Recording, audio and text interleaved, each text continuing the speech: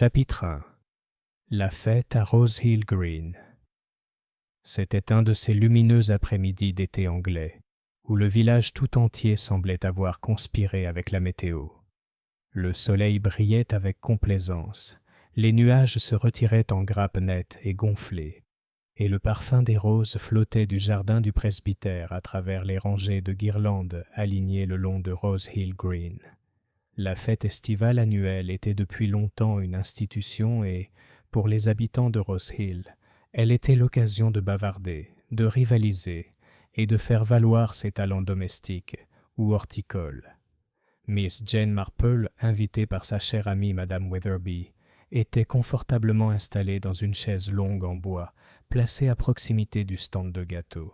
Elle portait un chapeau de paille léger orné d'un ruban bleu délavé, et son tricot reposait sur ses genoux, bien que ses aiguilles soient restées inutilisées depuis un certain temps. Ses yeux bleu pâle, brillants et d'une douceur trompeuse, parcouraient la foule avec un intérêt discret.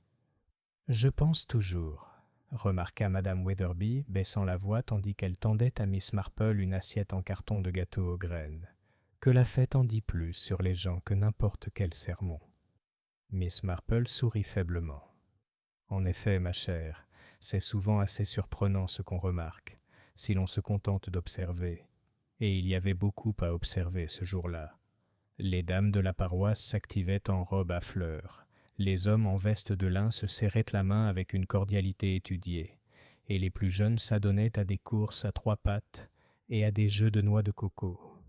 Au bout du pré, une fanfare de marles-et-combes jouait joyeusement, quoique légèrement faux, tandis que le recteur présidait la tombola avec une importance solennelle. C'est pendant le jugement des réserves que la première perturbation se produisit.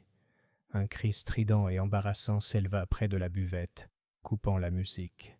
Les têtes se tournèrent, les conversations s'interrompirent et la fanfare marqua une pause discordante. Une petite foule se rassembla, et des rumeurs coururent qu'il était arrivé quelque chose à M. Harold Sims, l'avocat de Willowbrook. Miss Marple, discrète comme toujours, plia son tricot et se leva, avançant lentement mais résolument vers la tente. Des années d'expérience lui avaient appris que les impressions les plus sincères naissaient souvent dans les premiers instants d'inattention.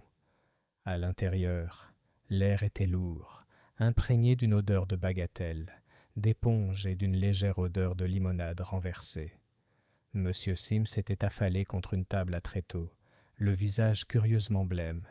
Sa main droite pendait mollement à son côté, et froissée et étrangement déplacée, elle portait une paire de gants de cuir, des gants d'homme, sombres, presque noirs, bien qu'éraflés et usés.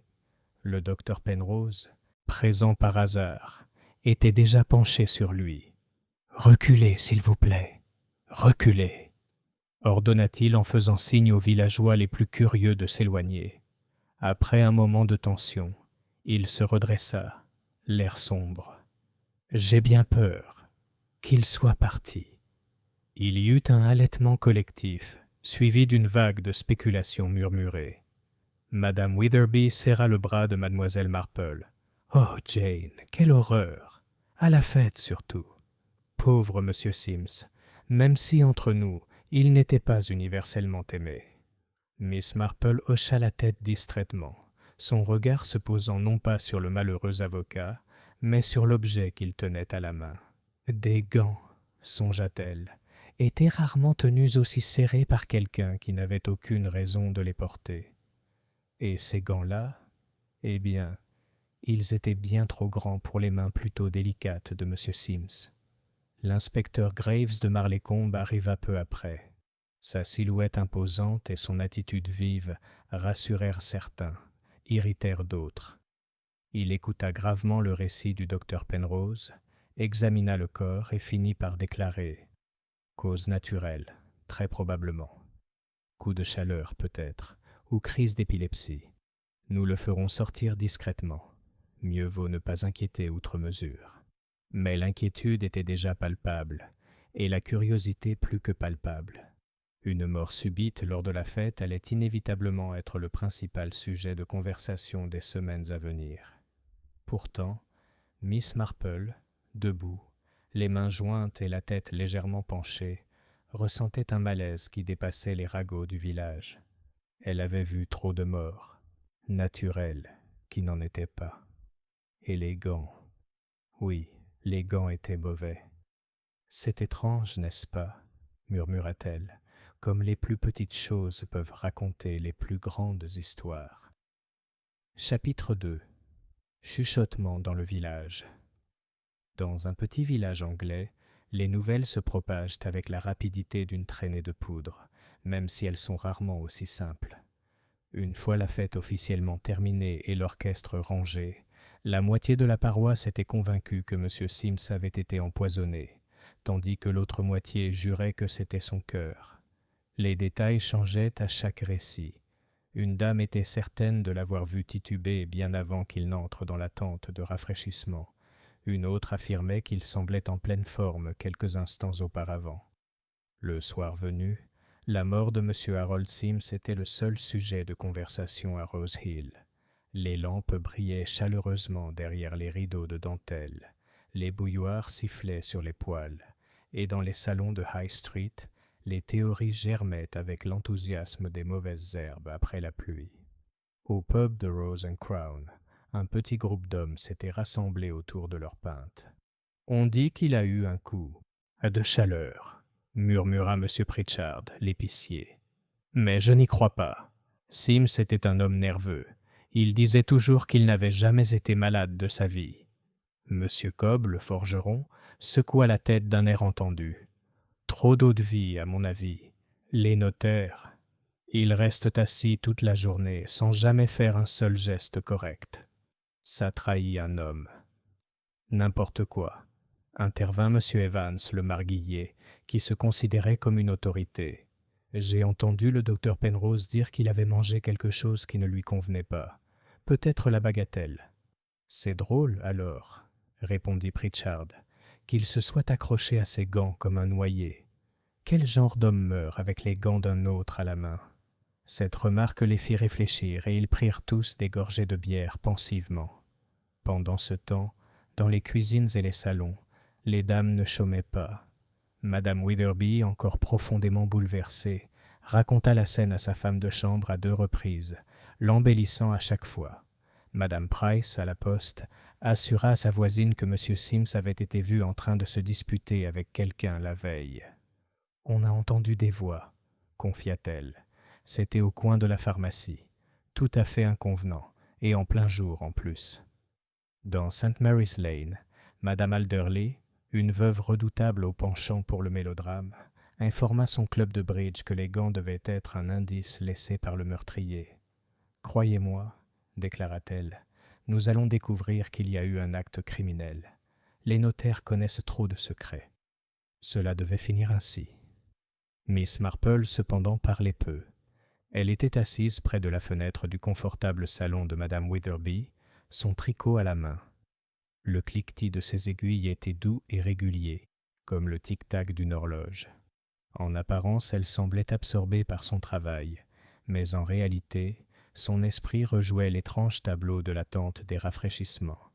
Monsieur Sims affaissé, le visage blême, ses doigts fins crispés désespérément sur ses gants incongrus. « Pensez-vous que cela aurait pu être son cœur, Jane ?» demanda Madame Witherby avec anxiété, en se versant une nouvelle tasse de thé. « C'est possible, bien sûr, » répondit Miss Marple, « mais on ne peut pas toujours se fier à l'évidence. J'ai connu des cas où les choses étaient arrangées pour paraître ainsi. » Madame Witherby parut surprise. « Arrangées ? Oh, Jane, tu ne veux pas dire ?» Miss Marple sourit doucement. « Je veux simplement dire que les gens ne sont pas toujours ce qu'ils paraissent, ma chère. Et il faut être prudent avant de tirer des conclusions. » Ce soir-là, l'inspecteur Graves se rendit au presbytère, où il fut reçu avec la solennité qui s'imposait par le révérend Martin et son épouse. Devant une assiette de gâteaux aux graines, il annonça que rien ne laissait présager un acte criminel. « Cet homme avait le cœur fragile, c'est certain, » dit l'inspecteur avec fermeté. « La chaleur de l'après-midi, un peu d'excès, il n'en faut pas beaucoup. » Le révérend hocha la tête, soulagé, mais Madame Martin pinça les lèvres. « Je ne peux m'empêcher de penser à ces gants, dit-elle. C'était vraiment étrange. Madame Witherby insiste sur le fait qu'ils n'appartenaient pas à M. Sims. Graves haussa les épaules. On va se renseigner. Il y a probablement une explication simple. On fait des montagnes d'une taupinière. Pourtant, les gants étaient bel et bien le point de friction, et Madame Martin n'était pas la seule à s'en préoccuper. Le lendemain matin, c'était le principal sujet de spéculation, surpassant même la question de savoir si M. Sims avait apprécié sa bagatelle. La réputation du notaire M. Harold Sims n'était pas, comme le remarquait Madame Witherby, universellement aimée. Il était réputé pour sa perspicacité en affaires et son attitude parfois obséquieuse et autoritaire. Seul avocat à avoir des bureaux à Rose Hill et à Willowbrook, il avait traité des testaments, des litiges immobiliers et des arrangements financiers pour bon nombre de familles. « Soyez-en sûr, observa Madame Alderley à qui voulait l'entendre. Quelqu'un avait des raisons de lui vouloir du mal. On ne peut pas se mêler du sort des gens et espérer en sortir indemne. D'autres se souvenaient de son caractère querelleur. Une semaine auparavant, on l'avait vu quitter le domicile de M. Godfrey, un colonel à la retraite, très irrité. Le colonel lui-même avait admis, plutôt à contre-cœur, qu'ils avaient été en désaccord au sujet d'un héritage. Tout était parfaitement en règle, déclara le colonel à haute voix dans l'atelier le lendemain matin. Un détail juridique, rien de plus. Mais Sims était insupportable. J'ose dire qu'il traitait les autres de la même manière. Miss Marple écoutait ses récits avec sa douceur habituelle. Elle était particulièrement frappée par la diversité des histoires entourant les dernières heures de M. Sims. Pour certains, il avait semblé rouge et instable bien avant son effondrement. Pour d'autres, il avait semblé parfaitement lui-même, voire vif. Miss Marple savait que de telles contradictions étaient souvent les plus révélatrices. Une rencontre fortuite. 2 jours après la fête, Miss Marple passa par hasard à la poste. Madame Price, qui se targuait d'être la véritable source d'informations, se pencha avec empressement au comptoir. « Ils ont confisqué les gants, » murmura-t-elle. « L'inspecteur Graves les a fait envoyer. Pour examen, a-t-il dit. Imaginez, un examen. Ça veut dire qu'il pense que c'est plus qu'une faiblesse cardiaque. » Miss Marple hocha la tête pensivement. « Savez-vous si les gants ont été reconnus ?» Madame Price secoua la tête. « Pas à ma connaissance. » « Mais j'ai entendu dire, tout à fait par hasard, remarquez, que M. Sims a été vu rendre visite à Madame Larkin à Marleycombe il n'y a pas longtemps. Et vous connaissez sa réputation. Une femme comme elle peut attirer toutes sortes d'ennuis. » Miss Marple, d'apparence douce, remercia Madame Price et récupéra ses timbres. Mais en rentrant chez elle sous les tilleuls, son expression était grave. Gants, liaisons, querelles d'argent. Les fils de l'histoire se multipliaient, mais le fil conducteur restait obscur. Nuits agitées. Cette nuit-là, Rose Hill était baignée par une lune pâle, et le calme habituel du village semblait étrangement fragile. Les rideaux tremblaient, les chiens aboyaient dans les ombres, et plus d'une maison fermait sa porte avec un soin inhabituel. Un décès lors de la fête, une mort soudaine et inexpliquée, avait bouleversé la vie du village. Madame Witherby avoua à Mademoiselle Marple qu'elle ne parvenait pas à dormir profondément. « Je n'arrête pas de penser à ces gants, Jane, comme s'ils désignaient quelque chose d'effroyable. » Miss Marple, rangeant soigneusement son tricot, regarda son amie. « Tu as raison d'être inquiète, » dit-elle doucement. « Je crois que ces gants sont la clé, et tant que nous ne saurons pas pourquoi ils étaient là et à qui ils appartenaient vraiment, nous ne pourrons pas être rassurés. » Sa voix était douce, mais ses yeux brillaient d'une certitude tranquille. Car Miss Marple avait appris depuis longtemps que le mal, comme la moisissure, prolifère souvent sans être remarqué dans les recoins les plus respectables, et elle ne doutait pas que la mort de M. Harold Sims fût bien plus qu'une question de faiblesse de cœur et de chaleur estivale. Derrière les rumeurs, les contradictions et les murmures, se cachait la vérité, et elle, Jane Marple de St. Mary Mead, avait bien l'intention de la découvrir. Chapitre 3. Petites choses remarquées. Le lendemain matin de sa visite à la poste, Miss Marple fut aperçue flânant le long de Rose Hill Lane, son ombrelle levée contre un soleil hésitant. Aux yeux d'un observateur non averti, elle aurait pu sembler simplement prendre l'air. Pourtant, ceux qui la connaissaient mieux, et rares étaient ceux qui la connaissaient vraiment, auraient pu déceler un but derrière ces douces promenades. Car Miss Marple a toujours cru qu'on en apprend bien plus sur la nature humaine en semblant ne pas poser de questions qu'en interrogeant directement. Son premier arrêt fut le cimetière, où elle s'arrêta ostensiblement pour admirer les bégonias fraîchement plantées. Madame Alderley, qui disposait des fleurs sur la tombe de son défunt mari, s'approcha sans tarder. « Ma chère Miss Marple, vous ne croirez jamais ce qu'on m'a raconté. » commença-t-elle d'une voix rauque. « Il semblerait que M. Sims ait perdu une somme considérable d'argent sur ses comptes. Disparu. Et qui pourrait là en découvrir sinon son jeune et brillant employé? C'est tout à fait scandaleux. » Miss Marple inclina la tête avec sympathie. « La comptabilité peut être un vrai casse-tête, surtout quand on est débordé de travail. » Madame Alderley renifla. « Surchargé. Il était avide. Voilà ce qu'il était. Croyez-moi, quelqu'un a critiqué ses agissements. Et ses gants, je suis sûr qu'ils le prouveront. » Miss Marple murmura son accord et passa à autre chose. Les ragots, songea-t-elle, étaient comme de la fumée. Ils se propageaient partout, obscurcissaient autant qu'ils révélaient, et laissaient souvent une légère odeur. Pourtant, il y avait parfois des étincelles dignes d'intérêt. Le jardin de la veuve. Plus tard dans l'après-midi, Miss Marple rendit visite à Madame Larkin à Marleycombe. La réputation de cette dame avait été évoquée à plusieurs reprises, et Miss Marple, avec son flair infaillible pour les subtilités de la vie villageoise, estima qu'il était temps de la voir. Madame Larkin, une belle veuve appréciant les robes aux motifs éclatants, accueillit gracieusement son visiteur dans un jardin peuplé de roses trémières et d'abeilles. Autour d'une limonade, elle rit des murmures. « Harold Sims ? Il est venu 1 ou 2 fois pour une triste histoire de beau. Vraiment ennuyeux. Les gens parlent, mademoiselle Marple. Vous savez comment ils sont. » Son ton était léger, et pourtant ses doigts tournaient distraitement un mouchoir. Le regard de Miss Marple se posa, sans en avoir l'air, sur une paire de gants posés sur une chaise en osier.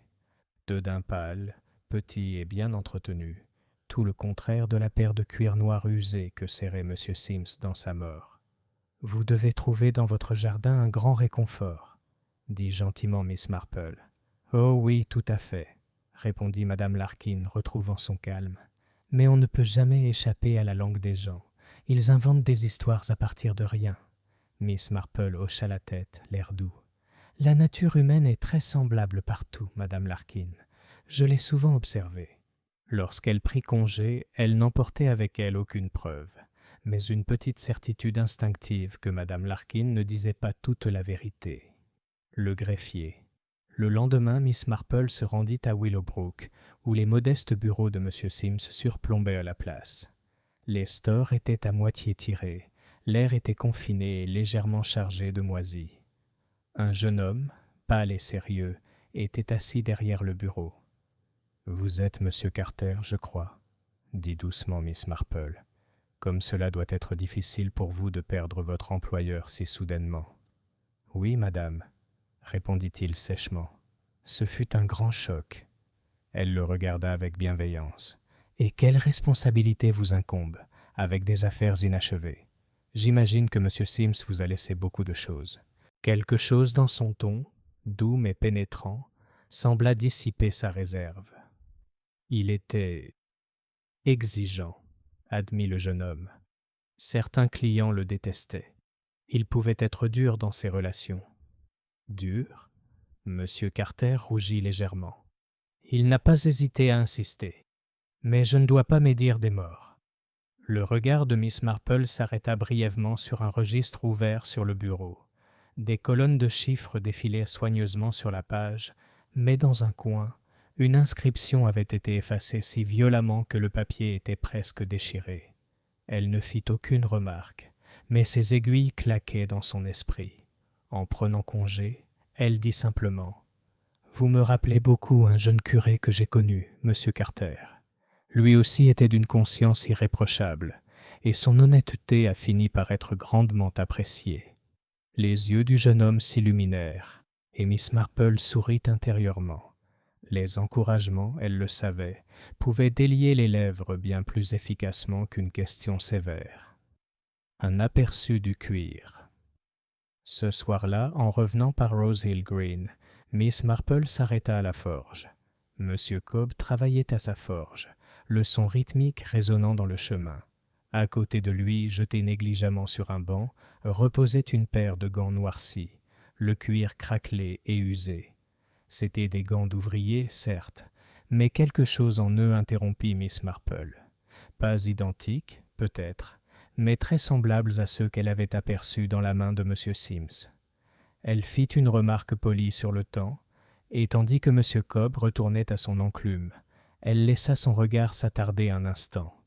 Plus tard, dans son salon silencieux, Miss Marple réfléchit.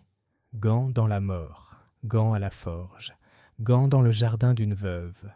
Pourquoi un article aussi humble devait-il apparaître à tant d'endroits? Elle se souvint d'une vieille affaire à St. Mary Mead, où une paire de bottes avait dit la vérité alors que tout le reste avait menti. Les petites choses, elle le savait, n'étaient jamais à dédaigner. Contradiction.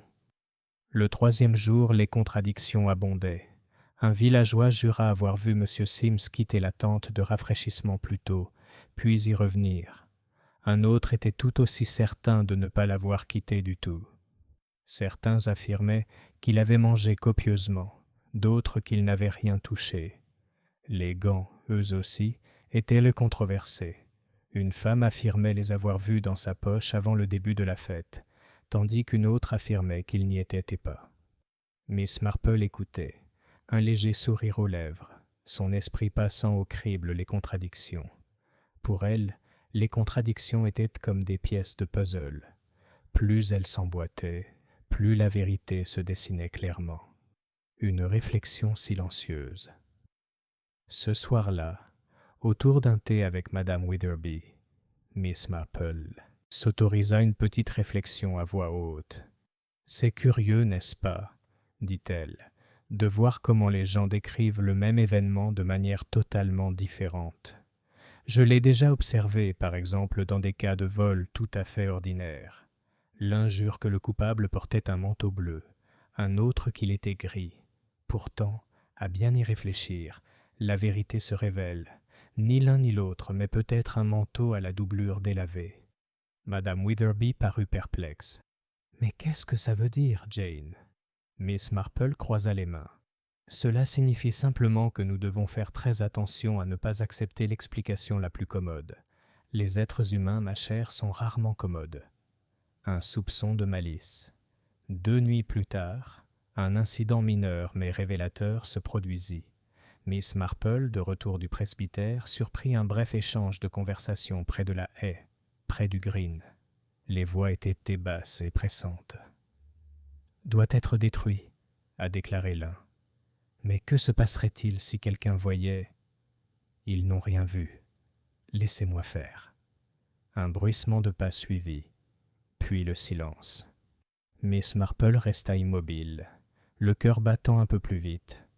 Elle ne parvenait pas à identifier les interlocuteurs, mais le ton exprimait indéniablement la peur et la malice.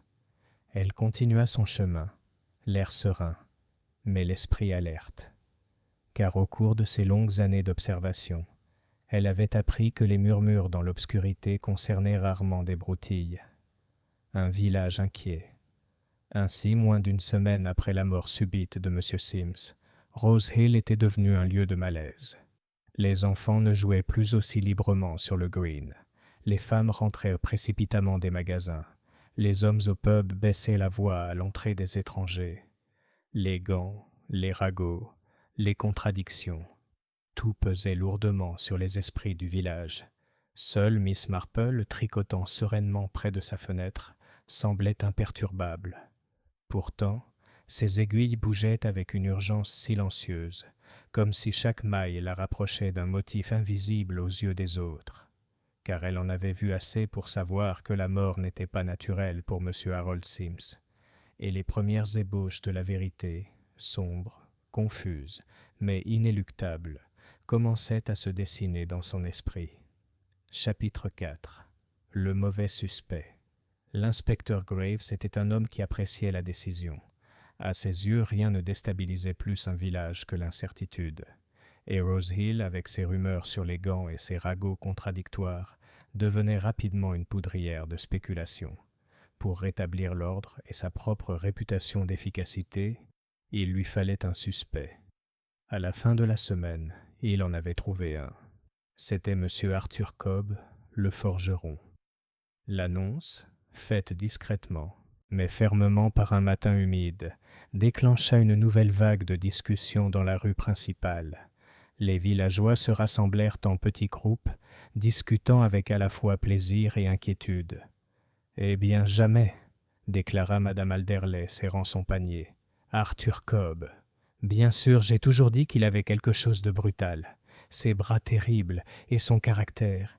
Eh bien, il a même frappé son apprenti pour son retard. » Madame Price, à la poste, hocha vigoureusement la tête. « Et les gants, voyez-vous ? Des gants de cuir noir, des gants de travail. Tout va bien, n'est-ce pas ?» Tout le monde n'était pas convaincu. Monsieur Pritchard, l'épicier, fronça les sourcils. « Cobb est là depuis toujours. Je ne l'ai jamais vu malhonnête. Bourreau, certes, mais pas du genre à... eh bien, à tuer. » Mais Graves était satisfait. Les gants, envoyés pour analyse, étaient revenus avec des traces d'une substance amère. Non pas du poison en bouteille, mais quelque chose de corrosif, susceptible d'affaiblir le cœur ou d'en simuler l'insuffisance. Et M. Cobb, murmurait-on, s'était récemment disputé avec Harold Sims au sujet d'une dette pour travaux impayés. « C'est clair comme de l'eau de roche », dit l'inspecteur au révérend Martin, venu un peu agité et s'enquérir de l'affaire. L'homme avait un mobile, des dettes, des rancunes. Il avait les moyens. Ses gants, imbibés de la substance qu'il avait utilisée. Et l'occasion, la fête lui offrait toute la couverture dont il avait besoin. Il a sans doute glissé la substance dans le verre de Sims. Les gants sont le ciment. Le révérend, troublé, murmura quelque chose à propos de charité chrétienne, mais l'inspecteur Graves n'était pas du genre à faire des subtilités. « Rassurez-vous, vicaire, » dit-il fermement. « Nous tenons notre homme. » Les doutes de Miss Marple. Miss Marple, bien sûr, apprit la nouvelle par Madame Witherby, qui arriva à son cottage presque essoufflée d'excitation. « Ils ont arrêté Arthur Cobb, Jane. Tu imagines ? Oh, je ne lui ai jamais fait confiance. Tous ces coups de marteau et ces horribles étincelles. Mais quand même, meurtre. » Miss Marple posa calmement son tricot. « Vraiment ? Oui, l'inspecteur Graves en est certain. Ça a quelque chose à voir avec ses gants. » Le regard de Miss Marple se posa sur la délicate fleur rose d'un géranium près de la fenêtre. Son expression était pensive. « Je n'aurais guère cru qu'Arthur Cobb fût le genre d'homme à porter des gants de cette façon, » dit-elle doucement. Madame Witherby cligna des yeux. « Mais ils les ont trouvés sur place. » « Oui, ma chère, mais il faut toujours se demander comment ils sont arrivés là. C'est une question de placement, voyez-vous. D'après mon expérience, les choses qui semblent trop évidentes sont souvent arrangées pour le devenir. » « Mais tu ne veux sûrement pas dire. » Miss Marple sourit doucement. « Je veux simplement dire que M. Cobb me paraît un homme très direct, un peu brutal dans ses manières, peut-être, mais pas sournois. Et ce crime, Madame Witherby, est tout simplement sournois. » À la forge. Plus tard dans l'après-midi, Miss Marple fit sa promenade habituelle vers la forge. La forge brillait, projetant une douce lumière sur le visage sombre de M. Cobb, tandis qu'il actionnait le soufflet. « Bonjour, M. Cobb, » dit agréablement Miss Marple. Il leva les yeux, surpris, puis fronça les sourcils. « Bonjour, Miss Marple. Vous l'avez sans doute entendu. Tout le village l'a entendu.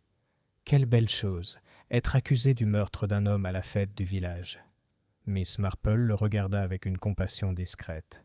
« Cela doit être très éprouvant pour vous. Mais je pense toujours, Monsieur Cobb, que l'innocence a une façon de se révéler avec de la patience. » Il eut un rire amer. La patience ne fera pas grand-chose contre Graves. Il a pris sa décision et quand Graves la prendra, il faudra que le Seigneur lui-même la fasse changer d'avis. Miss Marple pencha la tête. « Vous vous êtes disputé avec M. Sims, n'est-ce pas ?» Cobb serra les dents. « Pour de l'argent. Il ne m'a jamais payé pour les travaux sur son portail. Des sous, vraiment. Mais j'ai un caractère bien trempé, je ne le nierai pas. Des mots ont été prononcés. Mais je n'ai jamais souhaité sa mort, Miss Marple. Jamais. » Elle l'observa un instant, puis hocha doucement la tête. « Je te crois. » Le forgeron la regarda, stupéfait. « Vraiment ? » ?»« Oui, tout à fait. Ceux qui commettent de tels actes en parlent rarement aussi ouvertement. Vous n'êtes pas un homme subtil, monsieur Cobb, et ce crime, eh bien, tout est subtil. » Les yeux de Cobb s'adoucirent, comme s'il exprimait de la gratitude. « À vos souhaits, Miss Marple. J'ose dire que vous avez une meilleure idée des gens que Graves ne le saura jamais. » Le village divisé. L'arrestation divisa Rose Hill. Certains étaient convaincus que justice avait été rendue. D'autres étaient inquiets, même si peu osaient l'avouer ouvertement. Madame Alderley, bien sûr, était certaine de sa culpabilité et le disait à qui voulait l'entendre. Madame Price, sceptique, murmura qu'elle ne s'en étonnerait pas pour autant. Les enfants étaient appelés à l'intérieur au crépuscule, les chiens aboyaient sans raison particulière et les volets se fermaient plus tôt que d'habitude. Rose Hill, autrefois un exemple de calme pastoral, avait pris l'allure d'un lieu qui retient son souffle. Miss Marple, assise près de sa fenêtre avec son tricot, ressentait un profond malaise. L'injustice de l'arrestation la pesait. Ce n'était pas de la pitié pour M. Cobb, même si elle en éprouvait aussi, mais le sentiment profond que le véritable meurtrier était libre. Une visite de l'inspecteur Graves 2 soirs plus tard. L'inspecteur Graves en personne se rendit au cottage de Miss Marple. Il avait toujours manifesté un certain respect à son égard, peut-être plus par courtoisie envers son âge et sa réputation que par confiance en son discernement. « Vous serez heureuse d'apprendre, mademoiselle Marple, que la situation est en ordre, » dit-il en acceptant une tasse de thé avec une satisfaction chaleureuse. « Cobb comparaîtra devant le magistrat la semaine prochaine. Les gants sont la clé du succès. Trouvés auprès du défunt, tachés de cette substance, on ne peut plus clair. » Les yeux bleu pâle de Miss Marple le fixèrent. « Savez-vous, inspecteur, j'ai eu connaissance d'un cas à St. Mary Mead, où une broche volée avait été retrouvée par hasard dans la cabane d'un jardinier. » Cela semblait évident. Sauf qu'il ne s'agissait pas du jardinier, mais d'une jeune femme intelligente qui savait que la police ne chercherait pas plus loin une fois qu'elle aurait trouvé son homme. Graves se raidit. « Vous insinuez que Cobb a été piégé ? » « Je suggère simplement qu'il ne faut jamais écarter la possibilité d'un arrangement, inspecteur. Les apparences sont souvent trompeuses. » Graves grogna. « Vous êtes trop tendre, Miss Marple. Cobb est coupable à 100%. Croyez-moi, nous ne trouverons pas de meilleures preuves. » Miss Marple sirotait son thé tranquillement. Elle ne protestait pas, mais son esprit était déjà occupé, car elle savait, avec la certitude profonde d'une longue expérience, que l'inspecteur Graves avait tort. Un mot au hasard. Le lendemain matin, alors que Miss Marple passait devant la boulangerie, elle entendit une remarque qui la fit s'arrêter. 2 femmes bavardaient autour de leur pain.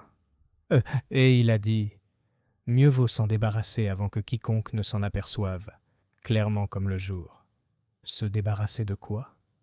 Les gants, bien sûr. Je l'ai entendu moi-même.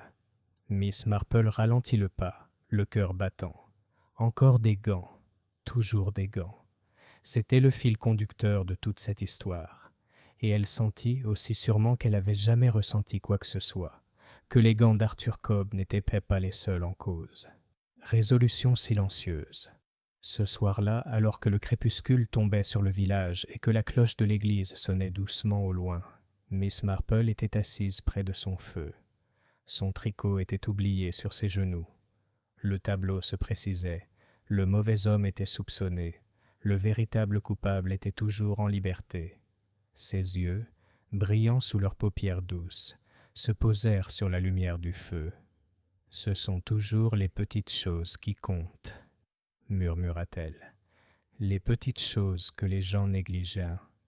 C'est là que se cache la vérité. » et Miss Marple, avec la détermination tranquille qui l'avait guidée à travers bien des mystères auparavant, savait qu'elle devait regarder de plus près les gants, les querelles, les contradictions, car quelque part parmi eux se trouvait la main du véritable meurtrier. Chapitre 5. Secret révélé. Si l'inspecteur Graves était satisfait de son arrestation, le village de Rose Hill, lui, ne l'était pas, car dans un petit village anglais, la suspicion est comme le lierre. Une fois enracinée, elle se propage rapidement, s'insinuant dans les recoins où personne n'a pensé à regarder.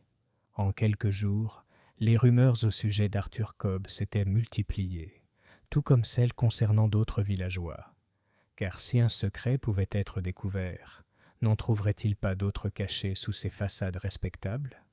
Miss Marple, tricotant sereinement sur le porche de Madame Witherby, écoutait sans en avoir l'air, et elle remarqua avec son œil perçant qu'après la mort de M. Sims, les gens commençaient à se révéler, souvent par accident, souvent de manière subtile et révélatrice.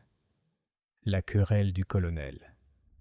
La première révélation eut lieu chez l'épicier, où la voix tonitruante du colonel Godfrey résonna dans la rue principale. « Je vous le dis, cet homme était un scélérat.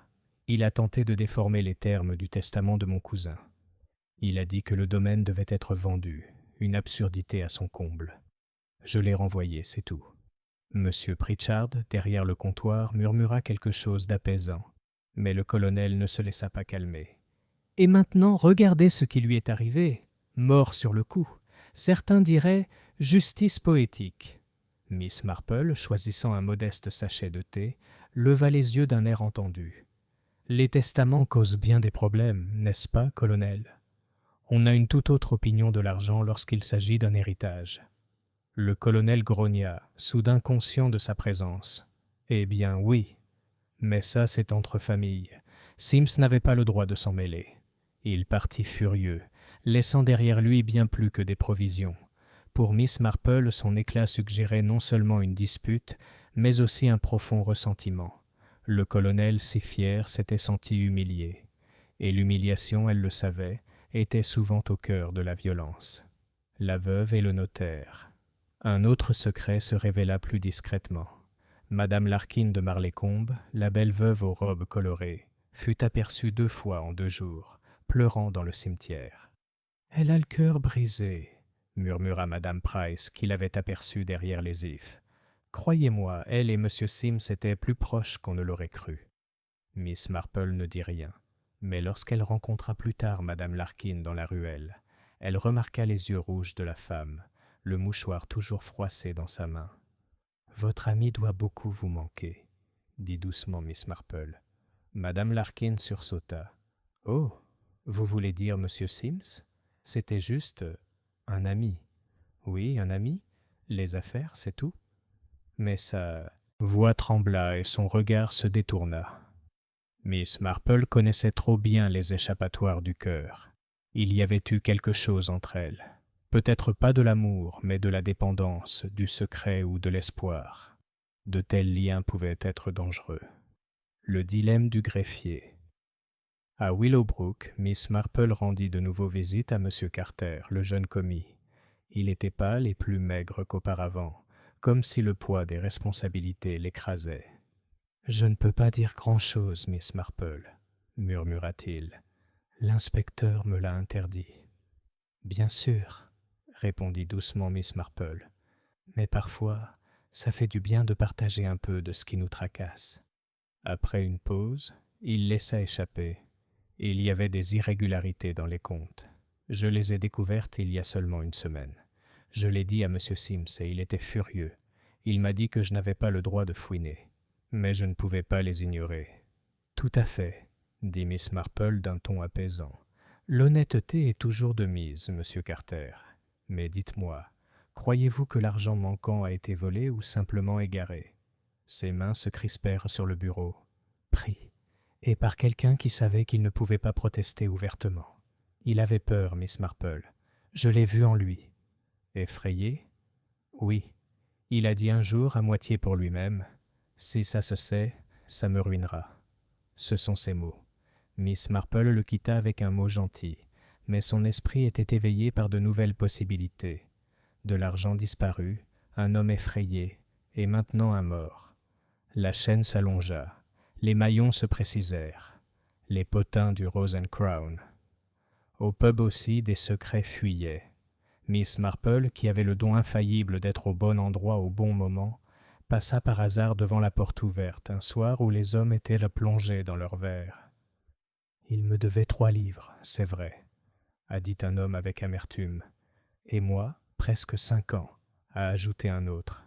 Sims devait de l'argent, semblait-il, non seulement à Cobb, mais à la moitié des commerçants de Rose Hill. Dettes, querelles, impayés, pas le comportement d'un homme parfaitement solvable. Et pourtant, il avait toujours vécu confortablement, ses costumes impeccables, sa maison bien tenue. Où était passé l'argent? L'observation de Madame Weatherby.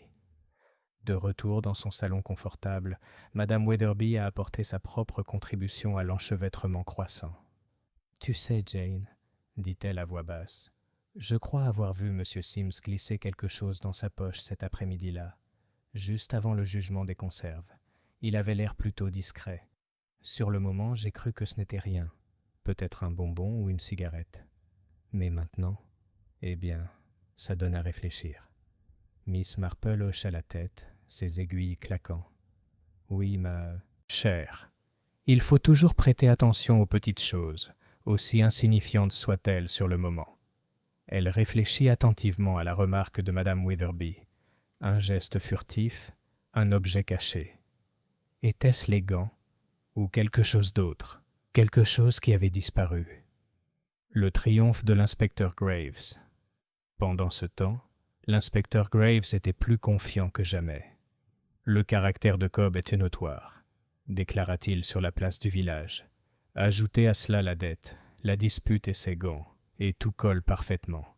Affaire classée. Beaucoup hochèrent la tête, avides d'être rassurés. D'autres, en silence, étaient moins sûrs d'eux, car au fil des jours, il devenait évident que la mort de Sims avait touché bien plus de vies que prévu. Testament, dettes, liaisons, secrets, il avait tout mêlé. Et Miss Marple, écoutant depuis son coin tranquille, savait qu'aucune affaire n'était jamais vraiment close tant que tous les secrets n'étaient pas révélés au grand jour. Une bougie dans le noir. Un soir, incapable de dormir, Miss Marple se leva et s'assit près de sa fenêtre, le village baigné de lumière lunaire. Un chien aboya au loin, une chouette ulula dans les bois. Elle repensa aux murmures entendus près du green. Doit être détruit. Et des gants, ces gants toujours présents. Il lui semblait que le village était comme une pièce obscure, et dans cette pièce, une seule bougie vacillait faiblement. Chaque secret révélé était comme un courant d'air menaçant de l'éteindre, ou peut-être de l'illuminer davantage. Qu'est-ce qui effrayait M. Sims? Qui s'était disputé avec lui? Qui pleurait en secret? Qui complotait? Qui mentait? Les réponses étaient à portée de main, cachées à la vue de tous, et Miss Marple, avec son tricot patient et ses yeux calmes, les trouverait. Chapitre 6. Le deuxième choc. Pendant un bref instant, la certitude de l'inspecteur Graves sembla apaiser le village. Arthur Cobb étant arrêté, les commerçants retournèrent à leurs boutiques. Le vicaire reprit ses visites paroissiales, et les enfants s'élancèrent à nouveau dans Rose Hill Green pour jouer. Pourtant, sous le calme apparent, un malaise persistait. C'était comme si l'air était devenu plus lourd, en attente. Et puis, juste au moment où le village commençait à croire que l'affaire était réglée, un deuxième choc est survenu, rapide et indéniable. L'incendie de Willowbrook. Tout commença un jeudi soir, juste à la fermeture des magasins. Une lueur apparut au-dessus des toits de Willowbrook, d'abord faible, puis plus vive, jusqu'à ce que des flammes lèchent le ciel qui s'assombrissait. « Au feu! Au feu chez le notaire !» cria un garçon en courant, essoufflé sur la place. En quelques minutes, la moitié du village s'était précipitée vers les flammes. Les bureaux de M. Sims, fermés depuis sa mort, étaient engloutis. Des papiers, volaient aux fenêtres brisées comme des oiseaux effrayés, certains prenant feu et répandant des braises sur la place. Une odeur de fumée et de bois brûlé emplissait l'air. Les hommes formèrent une chaîne précipitée avec des seaux tirés de la pompe. Les femmes appelèrent les pompiers de Marlécombe.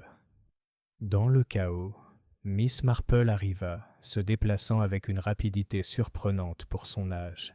Elle se tenait au bord de la foule, le regard calme fixé sur les flammes. Le bâtiment, bien que modeste, était irrécupérable lorsque la voiture de pompiers apparut avec fracas. Mais ce qui glaça Miss Marple, ce ne fut pas la destruction, mais l'impression évidente que l'incendie avait pris naissance à l'intérieur, et non à l'extérieur. Et elle repensa aux voix qu'elle avait entendues près du Green, doit être détruit. Parmi les cendres. Le lendemain matin, l'inspecteur Graves, les bottes noircies par la suie, annonça aux villageois que l'incendie était accidentel. « Les vieux bâtiments, a-t-il déclaré, représentent toujours un danger. Étincelles, lampes défectueuses, ce sont des choses qui arrivent. » Mais Miss Marple, autorisée à contempler les restes calcinés en compagnie de Madame Witherby, remarqua autre chose. Parmi les cendres du classeur gisait un petit objet tordu, le fermoir métallique d'un gant de cuir. Elle ne dit rien à voix haute, mais intérieurement elle pensa « Encore des gants, toujours des gants, brûlés, cachés, jetés, mais toujours de retour. » Une lettre fait surface. Le même jour, une découverte tout aussi troublante fut faite.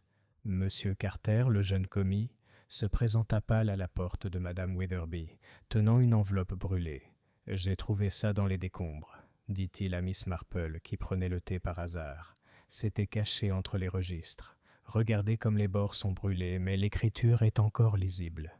L'enveloppe, adressée de l'écriture arachnéenne de Sims, ne portait aucun nom, seulement les mots « à ouvrir en cas de décès ». Madame Witherby haleta. « Oh, Jane, un message d'outre-tombe. » Miss Marple l'ouvrit avec précaution. À l'intérieur se trouvait une simple feuille, l'encre tachée, mais lisible. « S'il m'arrive quelque chose, ce ne sera pas de cause naturelle. J'ai des ennemis, même ici. Regarde les gants. Ils diront la vérité. » Madame Witherby faillit laisser tomber sa tasse de thé. « Encore les gants. Oh, Jane, quelle horreur !» Les yeux de Miss Marple se plissèrent. « Oui, ma chère, effroyable et très éclairant. » L'entêtement de l'inspecteur. Lorsqu'on lui a montré la lettre, l'inspecteur Graves l'a rejetée d'un geste de la main. Des superstitions absurdes. Cet homme était paranoïaque, c'est tout. Les avocats le sont souvent, ça ne change rien. Mais assurément, suggéra doucement Miss Marple, on n'écrit pas de telles paroles sans raison. Il craignait quelque chose, inspecteur, et il nous a indiqué où chercher. Graves fronça les sourcils. Cela prouve seulement que Sims était malade mentalement. La culpabilité de Cobb demeure. Le reste n'est que du théâtre. Miss Marple inclina poliment la tête. Elle n'avait aucune envie de se disputer. Pourtant, au fond d'elle-même, elle savait que la certitude de l'inspecteur était fragile, comme du verre, prêt à se briser. Les ombres du motif. L'incendie et la lettre ont rouvert toutes les théories qui circulaient à Rose Hill. « Des ennemis !» disait-il, s'écria Madame Alderley. Eh bien, la moitié du village avait des raisons de le détester. Cette dispute avec le colonel Godfrey, par exemple, était, j'ose le dire, plus grave qu'on ne le pensait. Et Madame Larkin, ajouta Madame Price d'un ton sombre, toutes ces larmes dans le cimetière. Mais était-ce du chagrin ou de la culpabilité? S'ils étaient mêlés, elle aurait peut-être beaucoup à cacher. D'autres parlaient à voix basse de dettes, de factures impayées et de services jamais rendus. La respectabilité guindée de M. Sims s'effritait dans ma mémoire, remplacée par l'image d'un homme empêtré dans ses secrets. Miss Marple, à l'écoute, rangea chaque morceau comme une maille de son tricot. La fureur du colonel, les larmes de la veuve, l'honnêteté du commis, les protestations du forgeron, tous les fils d'un même écheveau emmêlé.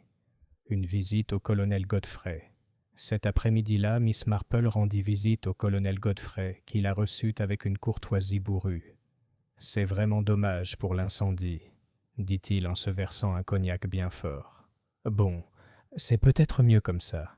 Moins de soucis avec les vieux papiers. » Le regard de Miss Marple se posa doucement sur lui. « Vous avez dû avoir de nombreuses relations avec M. Sims. » La moustache du colonel se hérissa. « Trop nombreux. Cet homme a essayé de manipuler la volonté de mon cousin, comme je vous l'ai dit. Un escroc, voilà ce que c'était. Et pourtant, murmura Miss Marple, il craignait pour sa vie. Imaginez, un avocat écrivant de telles paroles. Il devait croire que quelqu'un lui voulait du mal. » Le colonel se tortilla, mal à l'aise. « Eh bien, je n'ai jamais souhaité sa mort, si c'est ce que vous insinuez. Des disputes, oui. Mais un meurtre? Non, madame. » Le regard de Miss Marple s'adoucit. « Bien sûr que non, colonel, mais j'ai souvent observé que la colère, mêlée à une fierté blessée, peut être très dangereuse. » Le colonel ne répondit pas, mais en prenant congé, Miss Marple était certaine que son orgueil avait joué un rôle, sinon dans la mort elle-même, du moins dans les circonstances qui l'avaient la précédée. Le village effrayé. Cette nuit-là, la peur s'abattit plus lourdement que jamais sur Rose Hill. Un homme était mort à la fête, son bureau avait été réduit en cendres, et, maintenant, une lettre parlait d'ennemis et de gants. Les gens fermaient leurs portes à clé, les mains tremblantes. Le vent emportait des murmures. Madame Wetherby a avoué à mademoiselle Marple qu'elle n'osait pas dormir la fenêtre ouverte. Je ne peux m'empêcher de penser que quelqu'un, quelque part, en sait plus. Peut-être même qu'il nous observe. Miss Marple la réconforta, mais intérieurement, elle partageait son malaise, car elle savait que le tueur n'avait pas encore été démasqué.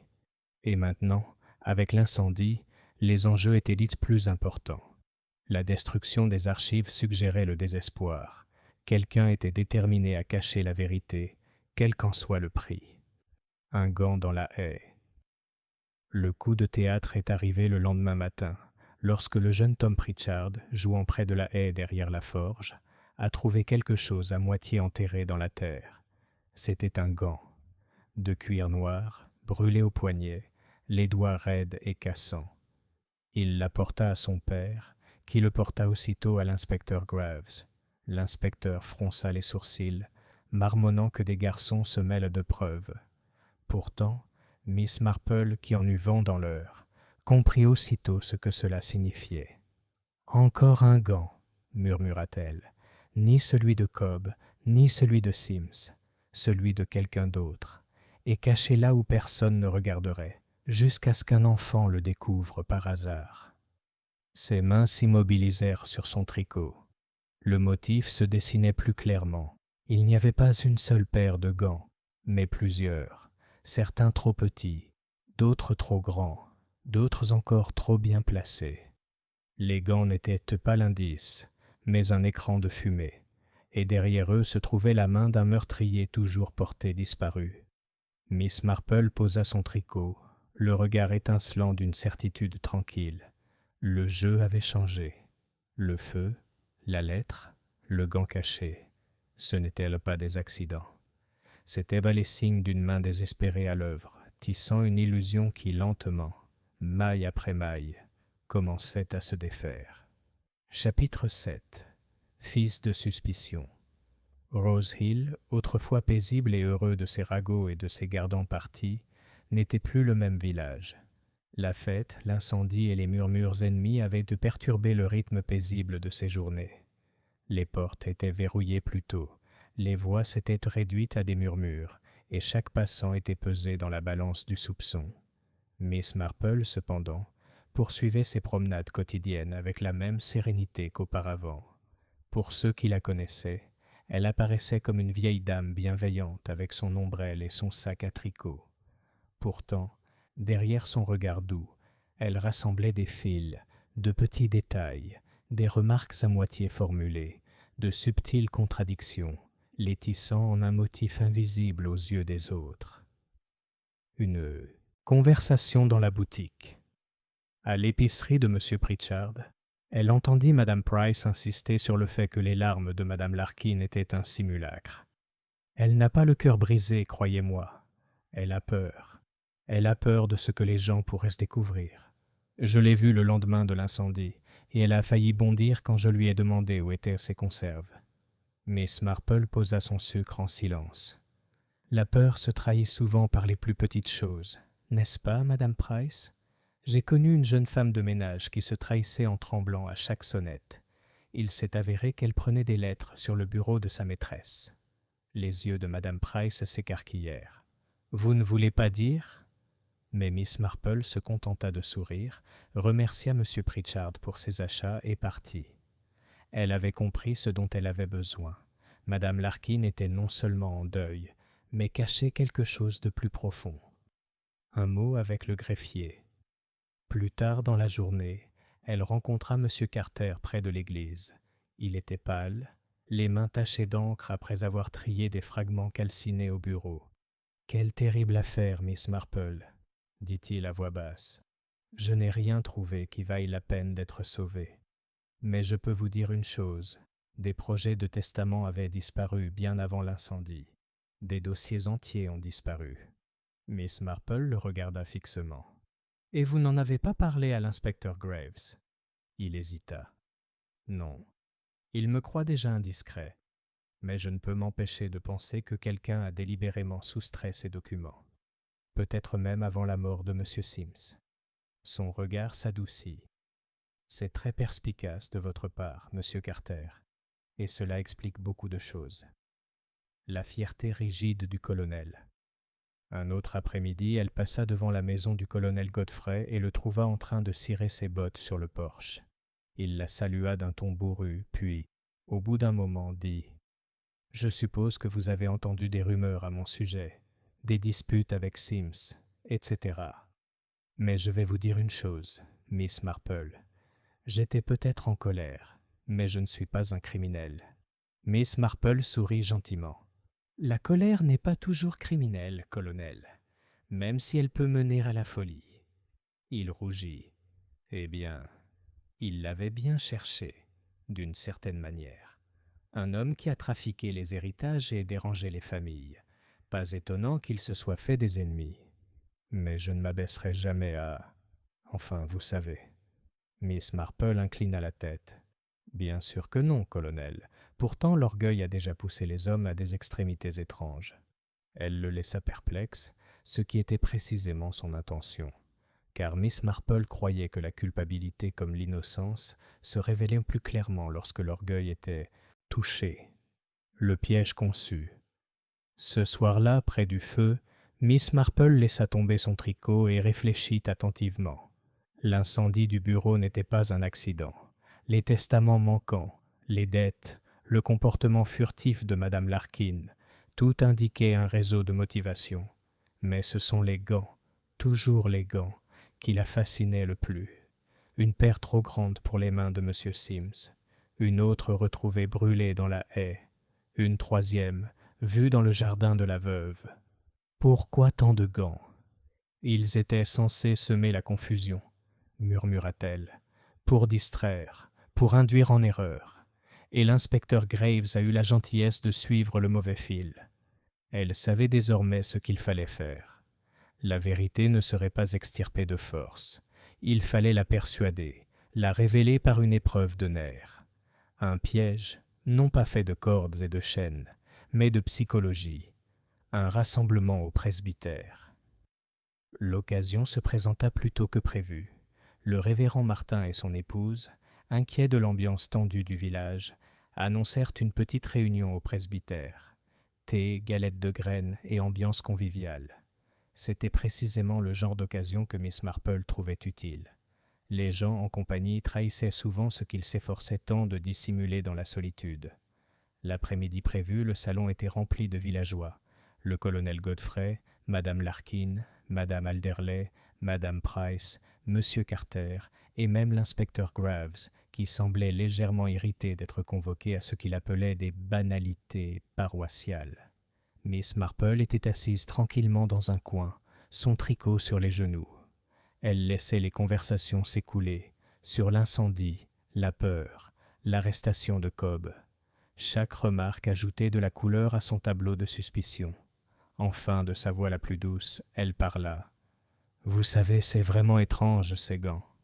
Un article si ordinaire, et pourtant, on en voit sans cesse, n'est-ce pas? On se demande combien de paires ce pauvre M. Sims a bien pu posséder. » L'effet fut immédiat.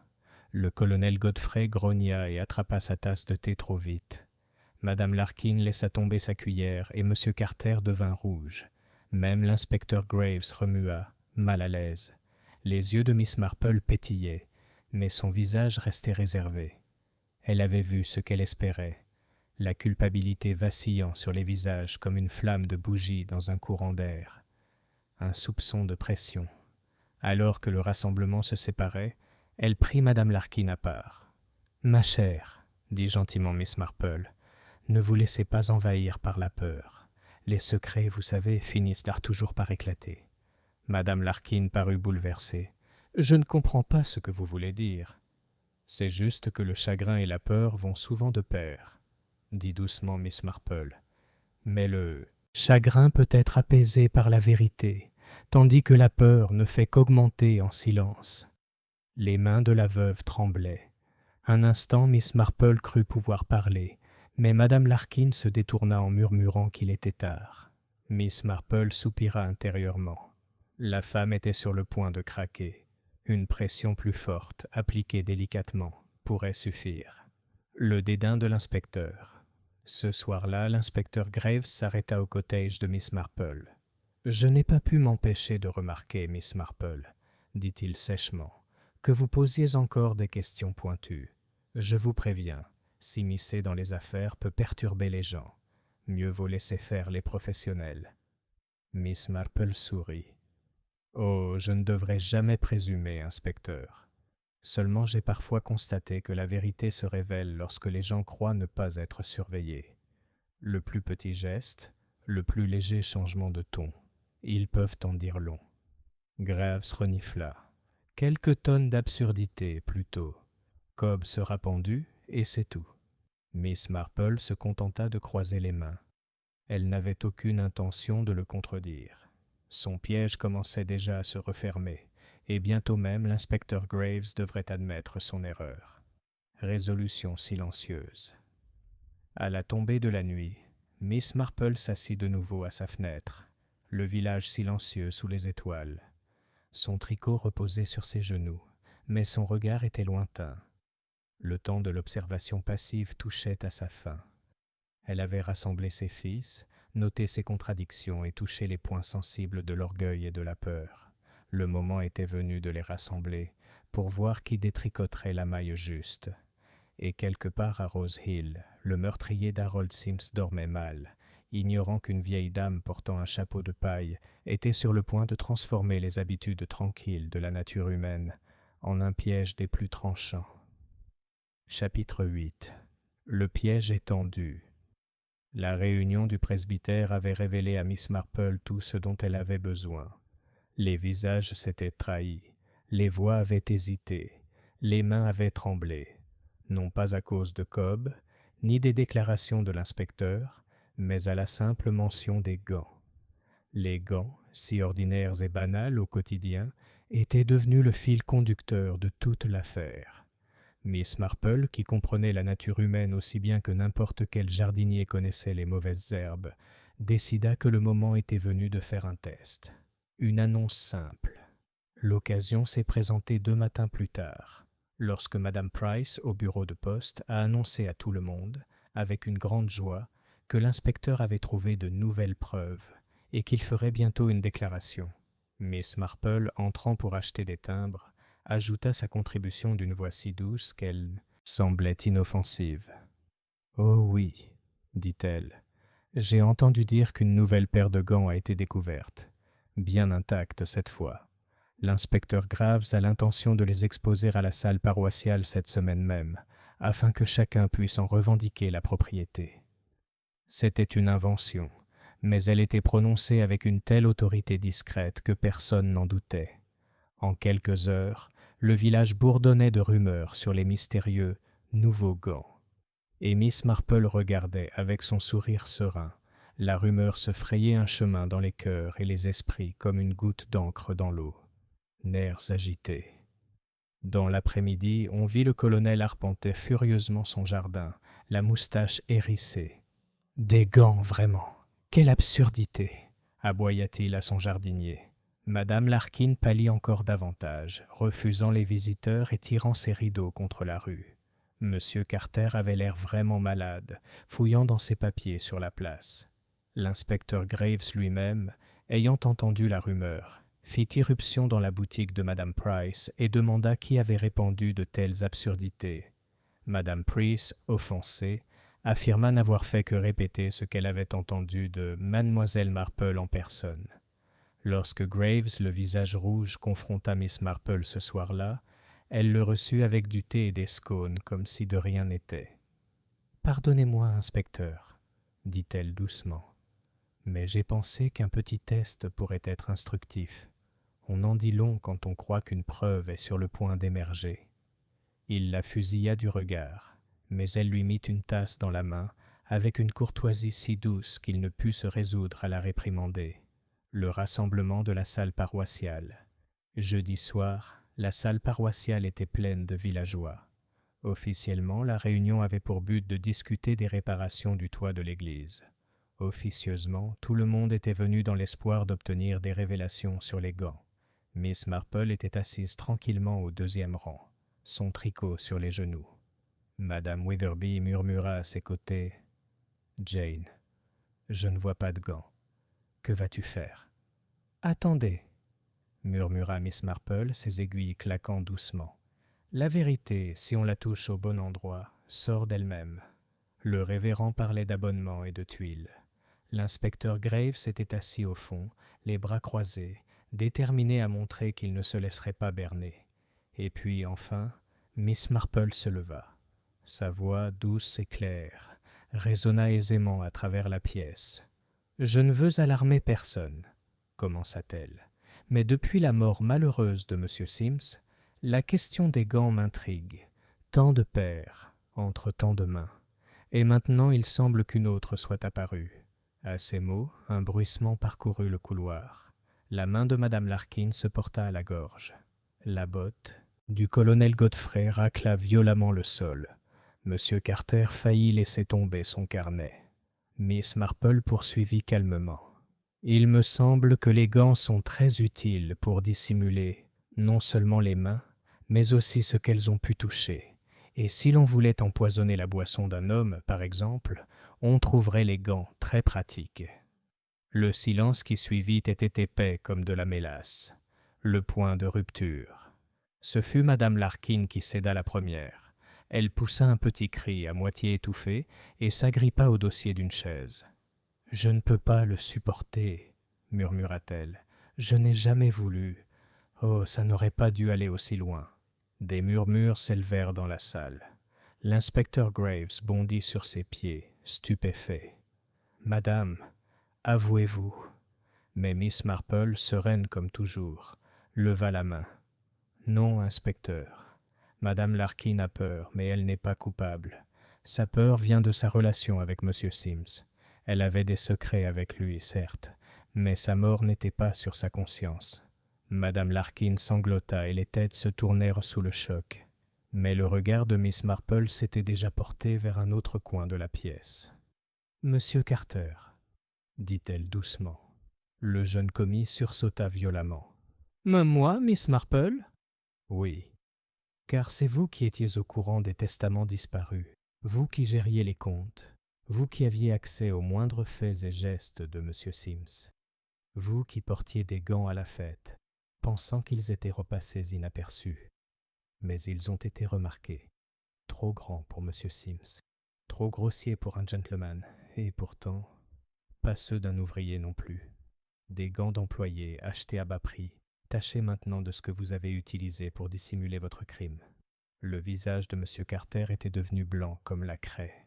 « Ce n'est pas vrai, » balbutia-t-il. « Le regard de Miss Marple était bienveillant, mais implacable. « Vous craignez d'être démasqué.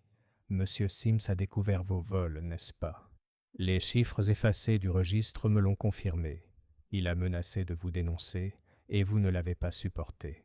Vous avez donc organisé sa mort, sachant que l'inspecteur Graves se rendrait compte de l'évidence. Vous avez placé des gants pour le tromper, une paire ici, une autre là, jusqu'à ce que personne ne puisse y voir clair. La pièce retenait son souffle. Carter vacilla, puis se précipita désespérément vers la porte. Mais Graves et 2 villageois l'attrapèrent avant qu'il n'y parvienne. Le jeune homme s'effondra en sanglots. Je voulais seulement l'affaiblir, le réduire au silence par la peur. Mais ça l'a tué. Et puis le feu. J'ai cru qu'il anéantirait les preuves. Ses paroles se sont transformées en cris incohérents, tandis qu'il l'entraînait. Conséquence au hall. La salle résonna d'exclamations, de stupeur et de soulagement. Madame Larkin pleura dans son mouchoir, déclarant avoir été cruellement mal jugée. Le colonel Godfrey murmura que « ces maudits clercs se mêlent de leurs affaires ». Madame Alderley proclama haut et fort qu'elle s'en était toujours doutée, même si, en réalité, elle avait d'abord soupçonné tout le monde. L'inspecteur Graves, le visage rouge mais abattu, s'approcha de Miss Marple. « Vous m'avez bien joué, Miss Marple », dit-il d'un ton bourru. « J'avoue que je pensais que vous racontiez des histoires, mais vous avez tout mis à nu. Carter en répondra. » Miss Marple croisa les mains. « Ce n'est pas moi qui l'ai révélé, inspecteur, mais la nature humaine.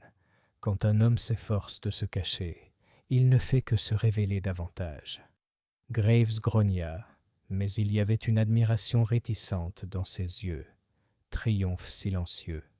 Ce soir-là, de retour à son cottage, Miss Marple était assise près du feu. Son tricot était terminé sur ses genoux. Un ouvrage soigné et fini, chaque maille étant à sa place. Madame Witherby, assise en face de moi, secoua la tête, étonnée. « Oh, Jane, comment as-tu pu voir clair dans tout ça ?» Miss Marple sourit. « Ce sont toujours les petites choses, ma chère.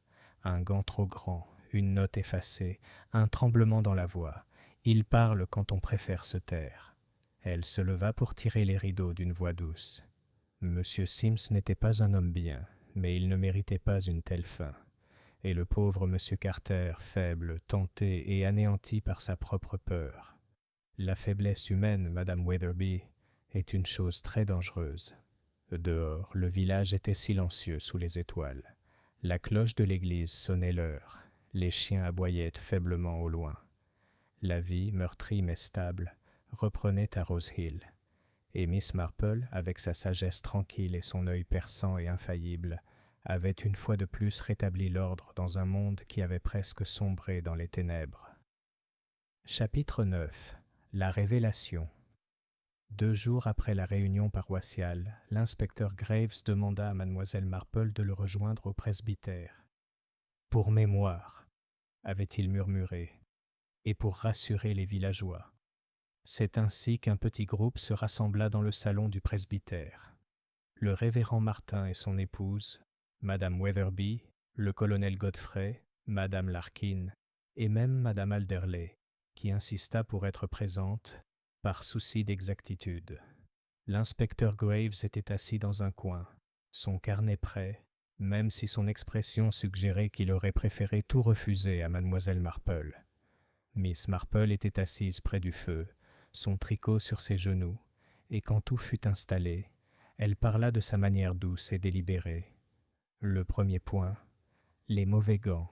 Vous vous souviendrez, commença-t-elle, que M. Sims avait été retrouvé avec une paire de gants de cuir noir à la main. Cela m'a immédiatement semblé étrange. Ils étaient trop grands pour lui. Ses mains étaient petites et fragiles.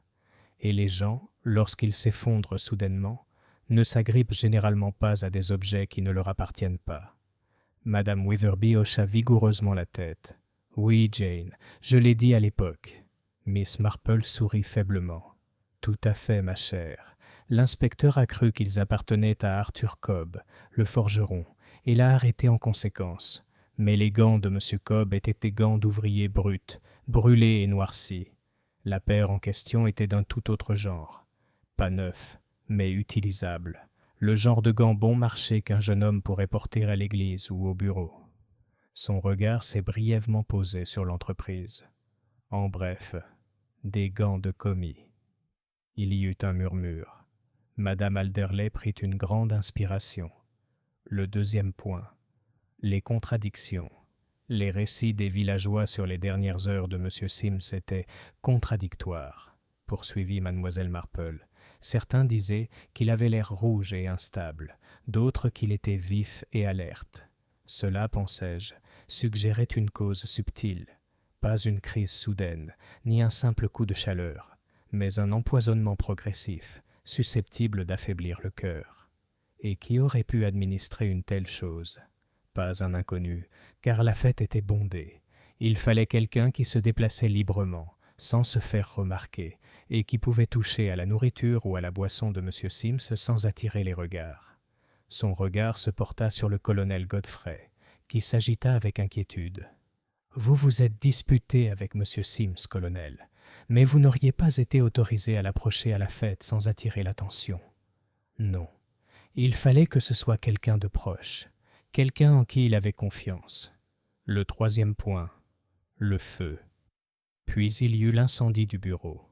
L'inspecteur l'avait qualifié d'accidentel, mais je ne pouvais pas l'approuver. Les incendies qui se déclarent dans des classeurs ne sont pas des accidents naturels.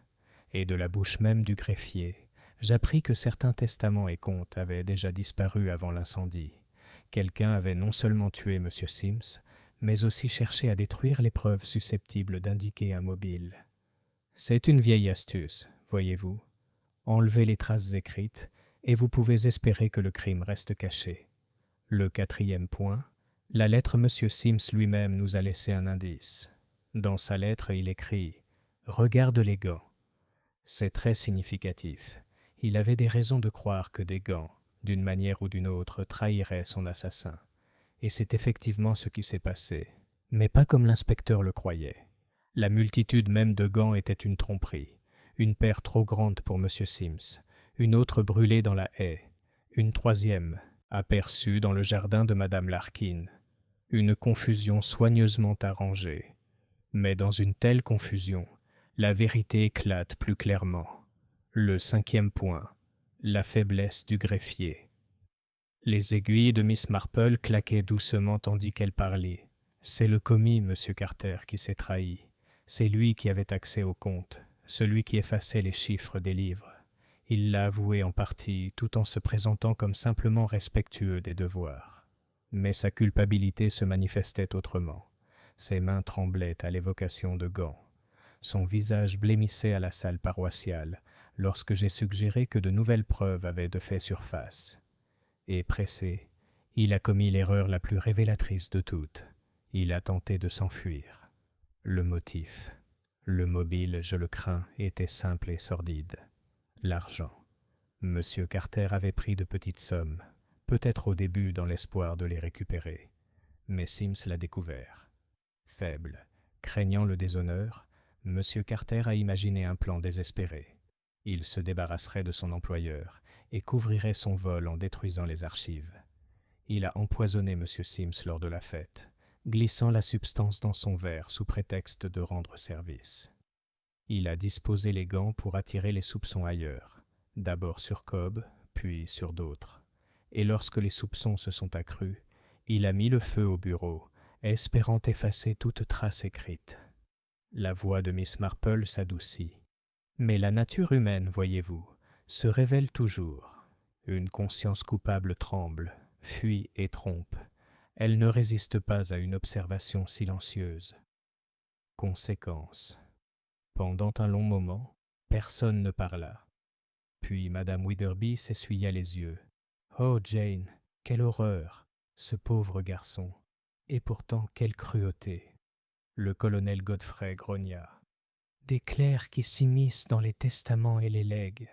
Je savais que ça n'aurait aucun effet. » Madame Larkin murmura. « Ce n'est donc pas moi qu'il soupçonnait, après tout. » Elle pressa son mouchoir contre ses lèvres, submergée par le soulagement. Madame Alderley, bien sûr, s'exclama. « J'ai toujours dit que c'était vrai. Dès que je l'ai vu rougir, j'ai su. » Bien qu'elle n'ait rien dit de tel, l'inspecteur Graves s'éclaircit la gorge. Eh bien, mademoiselle Marple, je ne nierai pas que vous nous avez tous surpassés. Cobb sera libéré immédiatement. Carter sera jugé et j'ose affirmer qu'aucun jury ne doutera de sa culpabilité. Miss Marple inclina la tête. Justice doit être rendue, inspecteur. Mais n'oublions pas la fragilité de la faiblesse humaine. Monsieur Carter n'est pas né méchant. Il a cédé à la tentation et la peur l'a poussé plus loin. En fin de compte, c'est souvent la faiblesse, et non la malveillance, qui conduit aux crimes les plus graves. Miss Marple réfléchit. Ce soir-là, tandis que le soleil se couchait, doucement sur Rose Hill, Miss Marple était assise dans son jardin, bercée par le bourdonnement des abeilles parmi la lavande. Son tricot était plié sur ses genoux, propre et complet. Elle réfléchit, non pas avec triomphe, mais avec une certaine tristesse. Monsieur Sims avait été un homme difficile, détesté de beaucoup, et pourtant sa mort avait jeté une ombre sur tout le village. Et Monsieur Carter, jeune, stupide, anéanti par sa propre peur, avait détruit sa vie aussi sûrement qu'il avait détruit celle d'autrui. Madame Witherby, appelant par-dessus la haie, demanda « Est-ce que les choses vont redevenir calmes maintenant, Jane ?» Miss Marple sourit faiblement. « Pour un temps, ma chère, jusqu'à ce que la nature humaine oublie, et alors, j'ose le dire, quelque chose d'autre surgira. » Et sur ce, elle recommença à tricoter, ses aiguilles claquant dans le crépuscule, de manière constante et sûre. Chapitre 10. Le village après. Les semaines qui suivirent l'arrestation de M. Carter furent curieusement calmes. Rose Hill, si récemment emplie de murmures et de vigilance, semblait déterminée à retrouver son calme habituel. Les boutiques rouvrirent sur des bavardages joyeux. Le bureau de poste grouilla de lettres et de colis, et les sermons du vicaire reprirent leurs thèmes habituels. Patience, diligence et charité. Pourtant, malgré sa sérénité apparente, Rose Hill n'était plus tout à fait la même. Le souvenir de la fête, de la mort subite, de l'incendie et du démasquage du meurtrier persistait comme une légère odeur de fumée, longtemps après l'extinction d'un incendie. Arthur Cobb, restauré Arthur Cobb, libéré de tout soupçon, retourna à sa forge avec une dignité qui en surprit plus d'un.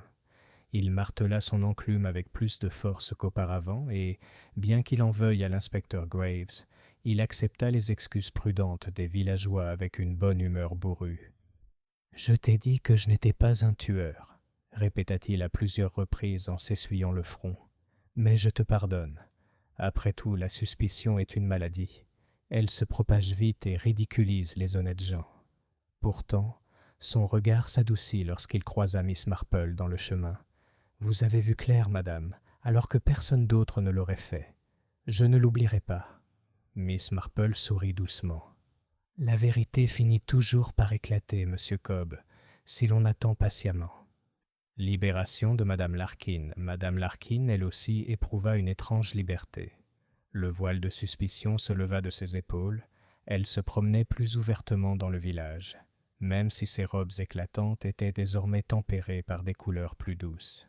« Elle a été châtiée, » remarqua Madame Alderley avec satisfaction, non sans une pointe d'envie. Cela lui fera du bien. Mais Miss Marple, rencontrant Madame Larkin à la porte du cimetière, vit quelque chose de plus doux dans ses yeux. « Tu ne dois plus laisser la peur te dominer, ma chère, » lui dit Miss Marple. Madame Larkin hésita puis dit doucement. « J'ai gardé secrète mon amitié avec Harold par crainte d'être jugée. Mais les secrets sont plus lourds que les ragots. Je le comprends maintenant. » Les yeux de Miss Marple s'écarquillèrent. « Oui, tout à fait. Les êtres humains sont rarement détruits par les ragots, mais très souvent par la peur. » La fierté du colonel Godfrey. Le colonel Godfrey reprit ses habitudes hérissées, marchant à grands pas, bottes cirées et phrases impeccables. Pourtant, ses fanfaronnades s'étaient quelque peu atténuées. Il ne criait plus aussi fort chez l'épicier, ni ne se vantait de ses querelles avec la même aisance. « Il a été touché, » a observé Madame Witherby, « même si j'ose dire qu'il ne l'admettrait jamais. » Miss Marple se contenta de sourire. L'orgueil, elle le savait, était une mauvaise herbe résistante. Il se fanait sous l'effet du feu, mais repoussait vite. Inspecteur Graves. L'inspecteur Graves, quant à lui, supportait mal les regards sournois du village. Il affirmait publiquement avoir laissé Miss Marple s'exprimer avec ses petites théories, et que l'arrestation de Carter était le résultat naturel de l'efficacité policière. Pourtant, en privé, il s'arrêta au cottage de Miss Marple avec une humilité inhabituelle. « Vous avez l'œil le plus fin, Miss Marple, » dit-il d'un ton bourru. « Je vous l'accorde. Mais je ne l'avouerai pas dans les journaux. » Miss Marple lui offrit du thé et du gâteau aux graines. « Nous avons tous notre façon de voir, inspecteur. Vous avec vos règles, moi avec mon tricot. Chacun à sa place. » Il grogna mais mangea 2 tranches de gâteau avec appréciation. Madame Witherby réfléchit. Dans le salon de Madame Witherby, autour d'un thé un après-midi, elle et Mademoiselle Marple réfléchissaient aux événements. « Dire, dit Madame Witherby, que c'était ce jeune employé pâle depuis le début. Je l'ai toujours trouvé si gentil. Mais bon, on ne sait jamais, n'est-ce pas ?» Les aiguilles à tricoter de Miss Marple claquaient doucement. « On ne le fait jamais. On est capable de beaucoup de choses cachées sous la surface. La faiblesse, la tentation, la peur, tout cela peut anéantir les meilleures intentions. » « Et le pauvre monsieur Sims, soupira Madame Witherby. Il n'était pas aimé, mais il ne méritait pas cette fin. »« Non, répondit doucement Miss Marple, mais la mort survient rarement lorsqu'elle est méritée. Elle survient quand elle le veut, et c'est à nous de lui donner un sens. » Un village s'installe à l'automne. On parlait moins de la fête, mais toujours avec un frisson. Le nouveau toit du presbytère était terminé, les récoltes rentraient, et la fanfare jouait de nouveau sur le green. Les enfants participaient à nouveau à des courses, et leurs rires résonnaient au-delà des haies. Mais maintenant, lorsque les voisins se réunissaient pour prendre le thé, il y avait parfois une pause dans la conversation, un petit silence pensif, comme si chacun se rappelait que sous chaque surface agréable pouvait se cacher une histoire inédite. Le reflet de Miss Marple. Un soir, alors que les premières feuilles tombaient sur le chemin, Miss Marple était assise près de son feu, son tricot soigneusement plié à côté d'elle. Elle pensa à Harold Sims, rusé, détesté, empêtré dans ses secrets. Elle pensa au jeune Carter, faible, tenté, anéanti par la peur. Elle pensa aux villageois qui avaient jasé, soupçonné, accusé et été châtiés. Il lui semblait que l'affaire des gants était une leçon toute faite. La nature humaine était toujours la même, à Rose Hill ou à St. Mary Mead, dans une grande ville comme dans le plus paisible hameau. Orgueil, peur, cupidité et